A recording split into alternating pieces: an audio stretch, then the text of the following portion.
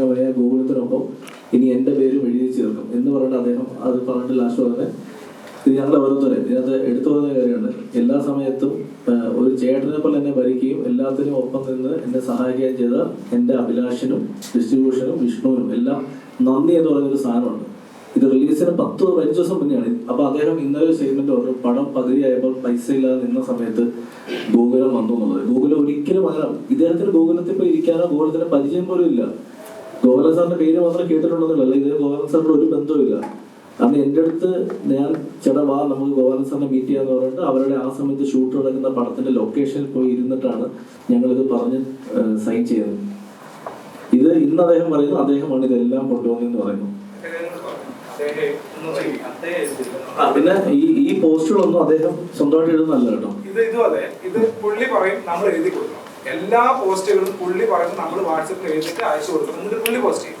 അയാൾ ഇടുന്ന ഒരൊറ്റ പോസ്റ്റ് അത് എഴുതിയിരിക്കുന്നതല്ല. ഇതുപോലുള്ള ഞങ്ങളെ പോലുള്ള ഡയറക്ടേഴ്സ് റൈറ്റേഴ്സിനെ കൊണ്ട് പുള്ളി മാറ്റർ പറയും, ഞങ്ങൾ എഴുതണം, എന്നിട്ട് പുള്ളി ഇവിടെ കറക്ഷൻ ഉണ്ട് അവിടെ കറക്ഷൻ ഉണ്ട് അത് ക്ലിയർ ചെയ്യും ഇത് ക്ലിയർ ചെയ്യുന്നൊക്കെ പറയും. ഇത് ഇട്ട് കൊടുത്ത് അത് അയാൾ പോസ്റ്റ് ചെയ്യും. അത് അദ്ദേഹം ഒരു പോസ്റ്റ് എഴുതിയിട്ടുണ്ട്. ഇപ്പൊ ഈ പോസ്റ്റ് ഞാനാണ് ഇതൊക്കെ എഴുതി കൊടുത്തിട്ടുള്ളത്. പുള്ളിയുടെ പേജിൽ തന്നെയാണ് ഇത് ഇട്ടിട്ടുള്ളത്.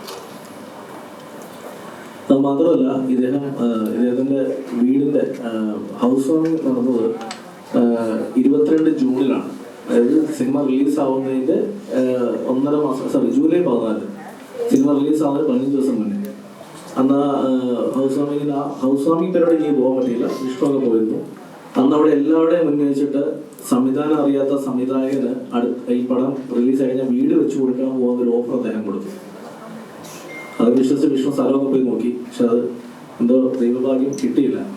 സമയത്ത് അന്ന് തിയേറ്റർ ഷെയർ എന്ന് പറയുന്നത് 9 കോടി രൂപയ്ക്ക് അടുത്തായിരുന്നു. തിയേറ്റർ ഷെയർ ഞാൻ പറഞ്ഞ പ്രൊഡ്യൂസർ ഷെയർ ആണ് പറയുന്നത്, ഗ്രോസ് അല്ല പറയുന്നത്. പ്രൊഡ്യൂസർ ഷെയർ, പ്രൊഡ്യൂസറിന് കിട്ടുന്ന പൈസ പ്ലസ് C5 ഈ പടത്തിന്റെ OTT സെയിൽ ചെയ്തിരിക്കുന്നത് 3 കോടി 60 ലക്ഷം 7 ലക്ഷം സംതിങ്ങിനാണ് OTT മാത്രം. സാറ്റലൈറ്റ് അല്ല കൊടുത്തിരിക്കുന്നത്. 1.5 കോടി രൂപ ഓവർസീസ് ആദ്യം വാങ്ങിച്ചു കൊടുത്തിരുന്നു. പിന്നെ ആ പടം ഓടിയതിനു ശേഷം ആ പൈസ അവര് കൊടുത്ത് അന്ന് പൈസ എടുത്തതിന് ശേഷം വന്ന പ്രോഫിറ്റ് ഏകദേശം ഒരു 60 ലക്ഷം രൂപയ്ക്ക് അടുത്ത് അദ്ദേഹത്തിന് തന്നെ പോയിട്ടുണ്ട്, മുരളിച്ചേട്ടനെ പോയിട്ടുണ്ട്. അതല്ലാതെ മ്യൂസിക് റൈറ്റ്സ് 60 ലക്ഷം രൂപ. അങ്ങനെ നോക്കിയാൽ തന്നെ ഏകദേശം 15 കോടിയിലേക്ക് അടുത്താണ് ഈ പടത്തിന്റെ ബിസിനസ് ആയിട്ട് വന്നിരിക്കുന്നത്, പ്രൊഡ്യൂസർ ഷെയർ അടക്കം വന്നിരിക്കുന്നത്. അപ്പൊ അദ്ദേഹം അന്ന് ചോദ്യം ചെയ്തപ്പോഴാണ് അദ്ദേഹം ഈ പടത്തിന് 22 കോടി രൂപ ബഡ്ജറ്റ് ആയി എന്ന് പറയുന്നത്. അപ്പൊ 22 കോടി രൂപ ബഡ്ജറ്റ് എവിടെ എങ്ങനെ എന്ന് പറയുമ്പോഴത്തേക്ക് അതിന് അദ്ദേഹത്തിന് ഉത്തരവില്ല. രണ്ടാമത്തെ കാര്യം, ഈ പടത്തിൽ വർക്ക് ചെയ്തേക്കുന്ന ഒരു ടെക്നീഷ്യനോ ഒരു ആർട്ടിസ്റ്റിനോ പൈസ കൊടുത്ത് തീർത്തിട്ടില്ല. അദ്ദേഹത്തിന് കേസുണ്ട് അദ്ദേഹത്തിനെതിരെ. തമിഴ്നാട്ടിൽ നിന്ന് രാക്ഷസൻ എന്നുള്ള സിനിമ ചെയ്ത സിനിമാറ്റോഗ്രാഫറാണ് ഈ സിനിമയ്ക്ക് ക്യാമറ ചെയ്യാൻ വന്നിരുന്നത്. അദ്ദേഹം കേസ് ഫയൽ ചെയ്ത പേപ്പറാണിത്. ഇദ്ദേഹത്തിനെതിരെ 12 ലക്ഷം രൂപ കൊടുക്കാറുണ്ട്. ഇതിന്റെ CG വർക്ക് ചെയ്തിരിക്കുന്നത് ഐഡൻ ലാബ്സ് എന്ന് പറയുന്ന മലയാളത്തിലെ എല്ലാ പടത്തിനും ചെയ്യുന്ന ശരത് വിനു, അവരാണ് ചെയ്യുന്നത്. 29 ലക്ഷം രൂപ അവർക്ക് കൊടുക്കാനുണ്ട്. അവർ ഇദ്ദേഹത്തിനെതിരെ കേസ് കൊടുക്കാനെങ്കിൽ ഞങ്ങൾ പറയട്ടെ. ഇദ്ദേഹം ഒരു ചെക്ക് കൊടുത്തു. ആ ചെക്ക് എപ്പോൾ ഇട്ടോളാൻ പറഞ്ഞു. ഇപ്പോൾ എപ്പോൾ വിളിച്ചു ചേട്ടാ നാളെ ഇട്ടെ, ഇല്ല 2 ദിവസം കഴിയട്ടെന്ന് പറഞ്ഞിട്ട് ഏകദേശം ഇപ്പോൾ 1 വർഷമാണ്. CG ചെയ്ത ആളുകളാണ്. അതായത് സാധാരണ CG ചെയ്തൊരു ഔട്ട് കൊടുക്കണമെങ്കിൽ അവർ സെറ്റിൽ ചെയ്യണം. മലയാള സിനിമ അല്ലെ ഏത് ടെക്നീഷ്യനോടും അല്ലെ ഏത് പ്രൊഡ്യൂസറോടും വെച്ചാൽ അറിയാം, ഒരു സിനിമയുടെ ഔട്ട് ചെയ്തതിന് മുമ്പേ എല്ലാവരെയും സെറ്റിൽ ചെയ്യണം. സുമതിയുള്ള എന്നൊരു സിനിമ മാത്രമാണ് അന്ന് ഇവരൊക്കെ വിളിച്ച് പേഴ്സണലി ഞാനും വിഷ്ണു സംസാരിക്കുകയും ഞങ്ങളുടെ സൗഹൃദ വലയത്തിലാണ് ഇവരെല്ലാം. സൗഹൃദത്തിന്റെ പേരിലാണ് ഞങ്ങൾ ഇവരോടൊക്കെ സംസാരിക്കുകയും ഇത് ചെയ്തു കൊടുത്തത്. പക്ഷെ ആ സൗഹൃദമൊക്കെ ഇന്ന് ഞങ്ങളോട് ദേഷ്യമായിട്ടിരിക്കുക. ഇന്നലെ തൊട്ട് ഈ നിമിഷം വരെ ഇങ്ങനെ ന്യൂസ് വന്നിട്ട് ഇതിൽ ഈ ചില സിറ്റുവേഷനിലാണല്ലോ നമ്മൾ സുഹൃത്തുക്കളെ മനസ്സിലാക്കുന്നത്. എനിക്കും വിഷ്ണുവിനും വന്ന വിളികളിൽ എത്ര സുഹൃത്തുക്കൾ ഉണ്ടായിരുന്നു, അല്ലെ ആരൊക്കെ ഉണ്ടായിരുന്നു മനസ്സിലായ ഒരു മൊമെന്റ് ആയിരുന്നു കഴിഞ്ഞ 2 ദിവസം. ശരിക്കും വളരെ തിരിച്ചറിവുന്ന ദിവസം കഴിഞ്ഞ 2 ദിവസം. പക്ഷേ ജീവിതത്തിലൊരു വലിയ ലൈഫിൽ ചില ലെസൺ ഉണ്ടല്ലോ എന്ന് പറയുന്ന ഒരു മൊമെന്റ് ആണ് 2 ദിവസം. അപ്പൊ ഈ പല ആളുകളോടും ഇത് സംസാരിച്ച് ഈ പടത്തിന് വേണ്ടി ഒന്ന് ഞങ്ങൾക്ക് വേണ്ടി സഹകരിക്കണം, പടം ഇറങ്ങിയിട്ട് നമ്മൾ തരാം എന്ന് പറഞ്ഞ് നിർത്തിയിട്ട് ഇവര് വിളിച്ചാൽ ഫോൺ പോലും എടുക്കാറില്ല. ഇന്നലെ അദ്ദേഹം ഒരു സ്റ്റേറ്റ്മെന്റ് വന്നത്, സൈജു കുറുപ്പ് വിളിച്ച് പറഞ്ഞു എനിക്ക് ശമ്പളം വേണ്ട എന്ന് പറഞ്ഞത്. ഞാൻ സഹിച്ചേട്ടൻ അതിന്റെ റിയാക്ഷൻ അയച്ചപ്പോൾ പുള്ളി അല്ല കണ്ണ് തള്ളി ഒരു ഇമോജി എനിക്ക് അയച്ചു. പുള്ളി എന്നെ വിളിച്ചിട്ട് എത്രയോ തവണ ഇദ്ദേഹത്തെ വിളിക്കും, സാധനം സഹിച്ചു എന്ന് പറയും. സഹിച്ചേട്ടൻ എന്നെ അവിടെ വിളിച്ചപ്പോൾ ഞാൻ പ്രാക്ടിക്കലി എന്താണ് ഇപ്പോഴത്തെ പ്രശ്നം എന്ന് പറഞ്ഞത്. സഹിച്ചേട്ടൻ ഇതാണ് ഈ പറയുന്ന തിയേറ്ററിൽ നിന്ന് ഷെയർ ഒക്കെ വന്ന് ഇതൊക്കെ കണക്ക് സെറ്റിൽ ചെയ്തിട്ടില്ല എന്ന് പറയുന്ന സമയത്ത് സഹിച്ചു അന്നാ പിന്നെ കുഴപ്പമില്ല മുത്തേ, പുള്ളി സ്ഥിരം പരിപാടിയാണ് മുത്തേ, അത് കുഴപ്പമില്ല. അർജുൻ്റെ മാനേജർ സൈഡിൽ നിന്ന് അർജുൻ എപ്പോഴും വിളിക്കും ഇദ്ദേഹം ഫോൺ എടുക്കില്ല, ബാലുവിന്റെ സൈഡിൽ നിന്ന് വിളിക്കും. പക്ഷെ ഇന്നലെ അദ്ദേഹം പറഞ്ഞു എന്തുകൊണ്ടാണെന്ന് വെച്ചാൽ ഇന്ന് ഈ പ്രസ് മീറ്റ് നടത്തി കഴിഞ്ഞാൽ ഇവരാരും അദ്ദേഹത്തിന് തിരിയരുത്, അവരെല്ലാവരും എനിക്ക് സപ്പോർട്ട് ചെയ്തു, ഞങ്ങൾ മാത്രമാണ് അവരെ ദ്രോഹിച്ചത്. ഇന്നലെ അദ്ദേഹം പറഞ്ഞൊരു സ്റ്റേറ്റ്മെന്റ് ഉണ്ട്, ഉണ്ണിമൂന്നൻ ആണ് മാളികപ്പുറം സംവിധാനം ചെയ്തത്. അത് മിക്സിംഗ് സ്റ്റുഡിയോയിൽ നിങ്ങളോട് മിക്സിംഗ് സ്റ്റുഡിയോയിൽ വിഷ്ണു ചെന്നിട്ടില്ല, ഉണ്ണിയാണ് മുഴുവൻ ഇരുന്നത്. അതിന്റെ തെളിവ് MR രാധാകൃഷ്ണൻ, നമുക്കെല്ലാം അറിയാം, അദ്ദേഹത്തിന്റെ അദ്ദേഹം സിനിമയെല്ലാം മിക്സ് ചെയ്യുന്നത്, അദ്ദേഹം അതിന് തെളിവുണ്ട്, അദ്ദേഹം പറയുമെന്ന് പറഞ്ഞു. ഇപ്പൊ നിങ്ങളുടെ മുന്നിൽ ഞാൻ ലൈവായിട്ട് രാജേട്ടനെ വിളിക്കാം. ഈ രാജേട്ടൻ ആണ് സുമുദ്രവും മിക്സ് ചെയ്തത്. രാജേട്ടൻ ഞാൻ പ്രസ് മീറ്റിലാണ്. രാജേട്ടാ, ഇന്ന് രാവിലെ നമ്മുടെ പ്രൊഡ്യൂസർ പറഞ്ഞൊരു സ്റ്റേറ്റ്മെന്റ് ഉണ്ട്, അതായത് വിഷ്ണു ശശിശങ്കർ, ഇന്ന് രാവിലെ സ്റ്റേറ്റ്മെന്റ് ഉണ്ട്, അതായത് വിഷ്ണു ശശിശങ്കർ മിക്സിംഗിൽ ഇരുന്നിട്ടില്ല, ഉണ്ണിമൂന്നനാണ് ഫുൾ പടം ഇരുന്ന് മിക്സ് ചെയ്തത്. അങ്ങനെയല്ലോ, വിഷ്ണു ഡയറക്ടർ വിഷ്ണുവിനെ എന്റെ കൂടെ ഉണ്ടായിരുന്നു. ആദ്യം ഉണ്ണി വന്നത് ആ ഫൈറ്റ് സീക്വൻസ് മിക്സ് ചെയ്യാൻ വേണ്ടിയിട്ടാണ്. ഫൈറ്റ് ഉണ്ടല്ലോ, ലാസ്റ്റ് ഫൈറ്റിന്റെ ഒരു പോർഷൻ ഉണ്ട്, അത് മിക്സ് ചെയ്യാൻ വേണ്ടി മാത്രമാണ് ഉണ്ണിയോട് വന്നത്. അല്ലാതെ ഉണ്ണി പടം കാണാൻ പോലും എന്റെ കൂടെ ഇരുന്നിട്ടില്ല. ശരിക്കും ലാസ്റ്റ് ആ ഒരു പോർഷൻ, ആ ഫൈറ്റിന്റെ ഭാഗം മാത്രം ഉണ്ണി എന്റെ കൂടെ ഇരുന്നു. ബാക്കി കംപ്ലീറ്റ് വിഷ്ണുവിനെ ഫൈനൽ കോൾ ആക്ച്വലി. ഓക്കെ ചേട്ടാ, ഞാൻ വിളിക്കാം.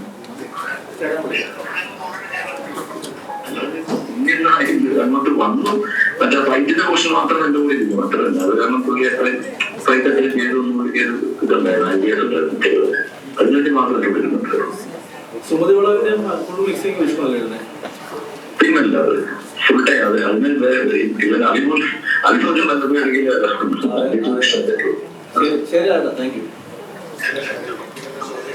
ഇത് നിങ്ങളെ കേൾപ്പിച്ച വേറൊന്നുകൊണ്ടല്ല, ഇത് നിങ്ങൾ ഇന്ന് പലരും ഇതാക്കി ഇട്ടേക്കുന്നേ കണ്ടു, കാർഡാക്കി ഇട്ടേക്കുന്ന കണ്ടു. അതായത് വിഷ്ണു സംവിധാനമല്ല, മിക്സിംഗ് ചെയ്ത പോലും ഉണ്ണിമൂന്നൻ ഇരുന്നിട്ടാണ്. ഇപ്പൊ നിങ്ങൾക്ക് ചോദിക്കാൻ ആദ്യത്തെ ചോദ്യം എനിക്കറിയാം, എന്താണ് ഉണ്ണിമൂന്നൻ ഇതിലെ റോൾ എന്നൊരു ചോദ്യമായിരിക്കും ഇതിൽ പലർക്കും ചോദിക്കാനുള്ളത്. ആദ്യമേ ഞാൻ പറയാം, സുമതിയോളവിന്റെ ഷൂട്ടിന് മുന്നേ ഒരു ദിവസം മുരളിച്ചേട്ടൻ എന്നെ പേഴ്സണലി ഫ്ലാറ്റിലേക്ക് വിളിച്ചിട്ട് പറഞ്ഞു, അവിടെ ഒരു ചെറിയ പ്രശ്നമുണ്ട്, എന്താണെന്ന് ചോദിച്ചു. എന്നെ ഉണ്ണി വിളിച്ചിരുന്നു എന്ന് പറഞ്ഞു. പുള്ളിനെ പക്ഷെ എന്തോ ചോദിച്ചാൽ പറഞ്ഞു, വിഷ്ണുവിനെ വെച്ച് പടം ചെയ്തെന്ന് പറഞ്ഞു. വിഷ്ണുവിന് സംവിധാനം അറിയില്ല. ഞാൻ ചോദിച്ചു, ചേട്ടാ നിങ്ങൾക്ക് ഞങ്ങൾ ഇത്ര നാൾ നിൽക്കുന്നുണ്ട്, നിങ്ങൾക്ക് ഈ സിനിമയിൽ വർക്ക് ചെയ്ത് എത്രയോ പേരുണ്ട്, ഉണ്ണി മാത്രമല്ല സിനിമ അഭിനയിച്ചത്, സൈജു ചേട്ടനുണ്ട്, വർക്ക് ചെയ്ത് എത്രയോ ടെക്നീഷ്യന്മാരുണ്ട്, അവരെ വിളിച്ചു വെച്ചതെന്ന് വെച്ചാൽ അതിൽ വർക്ക് ചെയ്ത 1-2 പേരെ വിളിച്ചു കൊടുക്കുകയും. അപ്പം പുള്ളി തന്നെ അന്ന് എൻ്റെ അടുത്ത് ഇത് അസൂയയുടെ പുറത്തുള്ളതാണെന്നും മറ്റെന്തോ ഒരു വേർഡ് ഉപയോഗിച്ചു, ഇത് പറഞ്ഞിട്ടാണ് ഇത്. അന്ന് അദ്ദേഹത്തെ മറ്റൊരാളും കൂടെ വിളിച്ചിരുന്നു ഈ സിനിമ ചെയ്യുമെന്ന് പറഞ്ഞിട്ട്, അവർ ഞാൻ പുറകെ പറയാം. അപ്പൊ അതിനുശേഷം ഈ സിനിമ ചെയ്യുമ്പോഴൊക്കെ വിഷ്ണു ശശിശങ്കരനെ പുള്ളിക്ക് ഇഷ്ടമായിരുന്നു, എല്ലാം ഓക്കെയാണ്. ഉണ്ണിമൂന്നൻ ഇന്നലെ ഞാൻ അദ്ദേഹത്തിനെ വിളിച്ചു എന്ന് പറഞ്ഞു, അടുത്ത സിനിമ ചെയ്യാൻ ഞാൻ തയ്യാറാ ചേട്ടാന്ന് പറഞ്ഞു. ഞാൻ പറയുന്നത് അതൊരു നല്ല കാര്യമാണ്, കാരണം ഒരാളുടെ ഒരു അവസ്ഥ കണ്ട് ഉണ്ണിമൂന്നൻ ഒരു ഡേറ്റ് കൊടുക്കുമ്പോൾ അത് തീർച്ചയായിട്ടും ഉണ്ണിയുടെ വലിയ മനസ്സാണ്. പക്ഷെ അങ്ങനെയാണെങ്കിൽ മാളികപ്പുറത്തിന്റെയും മാർക്കോടെയും ഇടയിൽ ഉണ്ണിയുടെ ഇറങ്ങിയ സിനിമകളുണ്ട്, നഷ്ടം വന്ന സിനിമകളുണ്ട്, അതിന്റെ പ്രൊഡ്യൂസേഴ്സ് ഇവിടെയുണ്ട്, അവരുടെ വീട്ടിൽ ചെല്ലണം. അത് ഉണ്ണി അവർക്കും ഡേറ്റ് കൊടുക്കണം. ഈ മറ്റേ മുട്ടനാടുകൾ തമ്മിൽ കൂട്ടിയിടിക്കുമ്പോൾ ഇടയിൽ വന്ന് ചോര പൊടിക്കുന്ന ചെന്നായ്ക്കളുടെ കഥ നമ്മൾ കേട്ടിട്ടുണ്ട്. പക്ഷെ ഞാൻ പറയുന്നത് അത് റിയാലിറ്റിയിലുണ്ട്. ഉണ്ണിമൂന്നനല്ല, വേറെ ആളുകളുണ്ട്. ഉണ്ണിമൂന്നന്റെ വിഷയം പേരുള്ളത്. അതിനുശേഷം വിഷ്ണു ശശിശങ്കറിന്റെ കുറച്ച് വിഷ്ണു പറയാമെന്ന വിഷയം, അത് വിഷ്ണുവിന്റെ ഒരു തമിഴ് പടം ഓണായി. വിഷ്ണു അത് സോഷ്യൽ മീഡിയയിൽ അനൗൺസ് ചെയ്തിരുന്നു, അതിന്റെ പൂജ നടന്നിരുന്നു, ഞാനും അത് ഷെയർ ചെയ്തിരുന്നു. ആ പൂജ കഴിഞ്ഞ് ആ ന്യൂസ് പുറത്തു വന്ന 2-ാം ദിവസം അതിന്റെ പ്രൊഡ്യൂസറിന്റെ ഫോണിലേക്ക് ഈ പറയുന്ന മുരളി കുന്നുംപുറത്തിന്റെ മെസ്സേജ് പോയി. അദ്ദേഹം അയച്ച മെസ്സേജ് ഇതാണ്, അത് വേണമെങ്കിൽ നമ്മൾ കാണിക്കുകയും ചെയ്യാം. ഈ സംവിധാനം വെച്ച് സിനിമ ചെയ്യരുത്, ഇയാൾക്ക് സിനിമ ചെയ്യാൻ അറിയില്ല, ഇയാൾ കാരണം എൻ്റെ കഴിഞ്ഞ പടം ഒരുപാട് പൈസ പോയി. അതിന്റെ തെളിവ് വേണമെങ്കിൽ അതിന്റെ മുന്നത്തെ പടത്തിന്റെ വൺ ഓഫ് ദ പ്രൊഡ്യൂസർ, അതായത് 2 പ്രൊഡ്യൂസേഴ്സ് ആണ്, ആന്റോ ചേട്ടനും വേണുചേട്ടനും, അതിൽ വൺ ഓഫ് ദ പ്രൊഡ്യൂസറിനെ വേണുചേട്ടനെയാണ് പറയുന്നത്, വിളിക്കണം, അല്ലെങ്കിൽ അതിന്റെ ഹീറോയെ വിളിക്കണം എന്ന് പറഞ്ഞ് അദ്ദേഹം ഒരു സ്റ്റേറ്റ്മെന്റ് ഇട്ടു, മെസ്സേജ് അയച്ചു. നിങ്ങൾ ആലോചിച്ച് നോക്കണം, ഈ വീഡിയോ പുറത്തു വന്നത് 2 ദിവസം മുന്നെയാണ്. രക്ഷകനെ പോലെ ഇന്നലെയും മിനിഞ്ഞാന്നുമായിട്ട് ഇവരൊക്കെ അദ്ദേഹത്തെ വിളിച്ചു എന്ന് പറയുന്നു. അങ്ങനെയെങ്കിൽ എങ്ങനെ പുള്ളിക്ക് കൃത്യമായിട്ട് പറയാൻ പറ്റും? അതിന് 1 മാസം മുന്നേ വിഷ്ണുവിന്റെ പ്രൊഡ്യൂസറിന്റെ ഇവരോട് ചോദിക്കാൻ എന്ന് പറയുമ്പോൾ കൃത്യമായി ഇതിനകത്ത് ഉണ്ടെങ്കിൽ ഒരു പ്ലാനിങ് ഞങ്ങൾക്ക് വ്യക്തമാണ്, കൃത്യമായ പ്ലാനിങ് വ്യക്തമാണ്, ഇത് ഏത് വഴിക്കാണ് എങ്ങനെയാണ്. ഇനി നിങ്ങളത് പറയാനുള്ളത്. ഇന്നലെ വേണുകുന്നപ്പള്ളി സാറിന്റെ ഒരു പോസ്റ്റ് ഉണ്ടായിരുന്നു, അതായത് വിഷ്ണുവിന് എനിക്ക് പണിയറിയില്ല, പ്രൊഡ്യൂസേഴ്സിനെ ഞങ്ങൾ കുഴിയിൽ ചാടിക്കുന്നു, ഇങ്ങനെ കോമൺ ആണ്. ഇദ്ദേഹത്തിൻ്റെ ഒരു സ്ഥിരം പരിപാടിയത് നിങ്ങൾ ശ്രദ്ധിച്ചാൽ മതി. പ്രൊഡ്യൂസർ അസോസിയേഷൻ കണക്ക് വിട്ട സമയത്ത് ഇദ്ദേഹം പ്രതിഷേധിച്ചിട്ടുണ്ട്. ഇതേപോലെ ഇതിന് മുന്നേ അതായത് ഇന്റർവ്യൂ ചോദിക്കാതെ ഞാൻ ചോദിക്കുന്നത്, എനിക്ക് പണി അറിയില്ലെങ്കിൽ എന്നെ വെച്ച് ഞാൻ 6 പടം ചെയ്ത് 3 പടവും പ്രൊഡ്യൂസ് ചെയ്തിരിക്കുന്നത് അദ്ദേഹമാണ്. 2 പ്രൊഡ്യൂസർ, ആന്റോ ചേട്ടനും വീണ ചേട്ടനും. ഞാൻ ഈ 3 പടം ചെയ്തേക്കുന്നത് ഒരേ ഒരാൾക്ക് വേണ്ടിയാണ്, ആന്റോ ചേട്ടന് വേണ്ടിയാണ്. എന്തൊക്കെ എന്നെ സിനിമയിലേക്ക് ഇത്രയും ഹെൽപ്പ് ചെയ്യും, എന്നെ സിനിമയിലേക്ക് കൊണ്ടുവന്നാണ് ആന്റോ ചേട്ടൻ. ആന്റോ ചേട്ടനോട് മാത്രമാണ് ഞാൻ സിനിമ ചെയ്യുന്നത്. എനിക്ക് ഇദ്ദേഹം ഉള്ളപ്പോൾ സിനിമ ചെയ്യാൻ താല്പര്യമില്ല. കാരണം അനാവശ്യമായി സിനിമകളിൽ കയറി ഇടപെടുകയും തനിക്ക് എല്ലാം അറിയാം എന്നൊരു ചിന്തയും കാണിക്കുന്ന ഒരു പ്രൊഡ്യൂസറാണ് വീണചേട്ടൻ. അദ്ദേഹത്തിന് എന്നോടുള്ള പ്രശ്നം തുടങ്ങിയേക്കുന്ന ഇവിടെ നിന്നൊന്നുമല്ല. ഞാൻ നൈറ്റ് ഡ്രൈവ് ചെയ്യുന്നു. നൈറ്റ് ഡ്രൈവ് ചെയ്യുമ്പോൾ ആന്റോ ചേട്ടനെയാണ് എനിക്കന്ന് അറിയുന്നത്, വേണുചേട്ടനെ എനിക്ക് അറിയില്ല. വേണുചേട്ടൻ അതിനിടയിൽ എപ്പോഴുമാണ് ഒരു ദിവസം കണ്ടിട്ടുള്ളത്. ആ പടം കോവിഡ് സമയത്ത് ഇറങ്ങുന്നു. അതിനുശേഷം നെറ്റ്ഫ്ലിക്സിൽ ആ പടം വലിയ ട്രെൻഡിങ് ആവുന്നു. ഇന്നും കേരളത്തിന് പുറത്തു പോയാൽ മാളികപ്പുറത്തേക്ക് കൂടുതൽ എന്നെ ആളുകൾ സംസാരിക്കുന്ന നൈറ്റ് ഡ്രൈവിനെ പറ്റിയാണ്. അപ്പോൾ ആ സിനിമയുടെ ഒരു എഴുത്തുകാരുടെ മോശം, കഥ മോശമാണെങ്കിൽ ആ സിനിമയുടെ റീമേക്ക് റേസ് ഹിന്ദിയിൽ വീനസ് ഒരു കമ്പനി വാങ്ങിച്ചിട്ടുണ്ട്.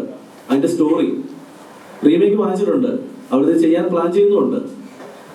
അതിന്റെ തെലുങ്ക് പോയിട്ടുണ്ട്.